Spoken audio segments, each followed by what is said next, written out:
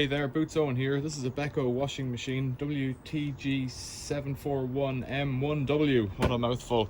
We're going to have a look at how to clean the lint filter today. It's down on the bottom here. If the machine was full of water and you're going to do this indoors, you're going to have a lot of towels to catch all that water, otherwise your floor is ruined. We would do this because the machine's stuck full of water or it's giving a drain error. One of these error codes coming up on the machine, it'll be a drain error.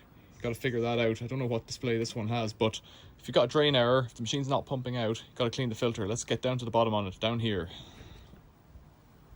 In this little door, let's zoom in. So right in here, I'm going to open this up with something like, you could use your fingernail, but a screwdriver, butter knife, something like that. This is a dirty machine. I don't know what's in here. It could be anything. I should really have gloves on. Loosen it. I can see water dripping. At this point, you want to put a towel down, or if you can get a baking tray or something under it, maybe, or just bring it outdoors like me. I'm just going to let it run on the floor. Oh, it's caught on something there. I can hear something clicking. Hopefully it's money. I like it when it's money. Oh, it's splashing on my legs. That water is not clean. So not too much. I heard something clicking. Oh, it's only a hair clip and a bit of old lint or something caught in there. There's a hair clip that would stop it pumping out. You get all sorts of things in these. You get a bra underwear, you get all sorts of things. Money is the preferred one. In there's a little impeller. Get your finger or a screwdriver or that if you want, and give it a spin around, and then put your finger in there and see if it's blocked in on the side. You don't have to, but if it's blocked in there, you're going nowhere either. So do all that, get your plug back again. This really is a 2-minute job. And lock it up until that little thing won't let it lock any further. That's as tight as you can make it. Don't force it. And that's it.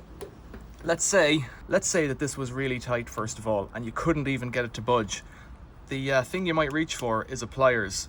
The issue with the pliers is if you grab it on there and it's really tight, you'll snap off this plastic bit. You don't want that. Instead, get the handle of your pliers and put it in like that, up against the slot, the plastic, it's not a slot, up against the plastic handle.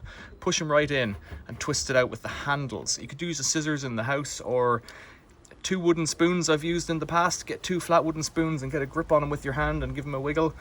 Secondly, if it does start to budge and then you can tell it's getting stuck on something, it means that in between all the plastic and that little pipe on the side, something's getting stuck. I've seen everything at this point, but you get screwdriver tips, you get money, you get big gobs of like a sock, something like that could be stuck in it.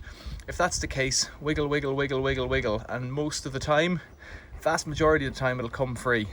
If not, you're into a bigger problem. You've got to go in from underneath, tip the machine over on its side and disconnect one of the hoses. I've covered that in other videos, but this 99% of the time will get your machine to clear up and drain. There you go. That was free advice, and maybe it was worth the price you paid for it. Tell me in the comments below what you think, or if you need any more help, ask me. Thanks for watching. See you later.